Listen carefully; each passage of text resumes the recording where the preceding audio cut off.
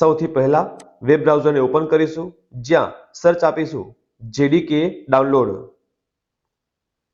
Search આપતા જ આ પ્રકારના સર્ચ રિઝલ્ટમાં સૌથી પહેલી લિંકને ઓપન કરીશું। આમ ઓરેકલની વેબસાઇટ પરથી જેડીકેને ડાઉનલોડ કરી શકાય છે। અહીંયા જેડીકે ડેવલપમેન્ટ કિટ જેનું લેટેસ્ટ વર્ઝન હોય તે આપણે ડાઉનલોડ કરીશું। તે પણ અલગ અલગ ઓએસમાં અવેલેબલ છે। તો અહીંયા વિન્ડોઝ માટે ઓપ્શન સિલેક્ટ કરીશું, જ્યાં અલગ અલગ ઓપ્શન જોવા મળે છે, જેમાંથી બીજો ઓપ્શન ઇન્સ્ટોલર ઓપ્શનને સિલેક્ટ કરીશું।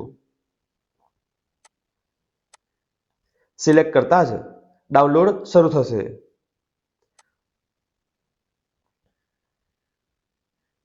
ડાઉનલોડ પૂર્ણ થતા તેને ઓપન કરીશું, જેથી ઇન્સ્ટોલેશન શરૂ થશે।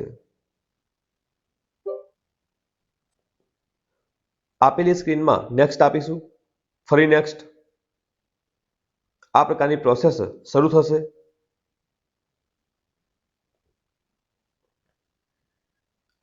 તે આપીશું close. My computer, program files, Java, JDK 21 આ પાથને સિલેક્ટ કરીશું।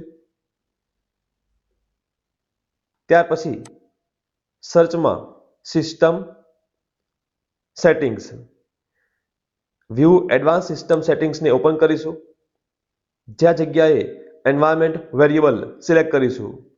અહીંયા user variable for Munjal new વેરિયેબલનું નામ આપીશું java_home। પાથમાં પેસ્ટ આપીશું, ઓકે। ત્યાર પછી સિસ્ટમ વેરિયેબલ્સ, ત્યાં પણ આપીશું એડિટ। એડિટમાં ન્યૂ જે જગ્યાએ %java_home% bin ઓકે આપીશું, ઓકે। ત્યાર પછી ફરીથી ઓકે આપીશું। આ પ્રકારે એન્વાયરમેન્ટ વેરિયેબલને સેટ કરી શકાય છે। ચેક કરવા માટે સીએમડી, જ્યાં જાવા-વર્ઝન, જેથી જાવાનું વર્ઝન ઇન્સ્ટોલ થયેલ હોય તો વર્ઝન જોવા મળશે। તે જ રીતે જાવા-સી તો આ પ્રકારનું ઓપ્શન જોવા મળશે। ત્યાર પછી જાવા, આમ જાવા ઇન્સ્ટોલ હોય તો આ કમાન્ડ પર ઓપ્શન જોવા મળશે। આમ જાવા ઇન્સ્ટોલ કરીને એન્વાયરમેન્ટ વેરિયેબલ સેટ કરવાનું ભૂલશું નહીં। આવા જ કોપા સંલગ્ન તમામ વિડીયો માટે ચેનલને સબસ્ક્રાઇબ કરો। જલ્દી મળીશું નવા વિડીયોમાં।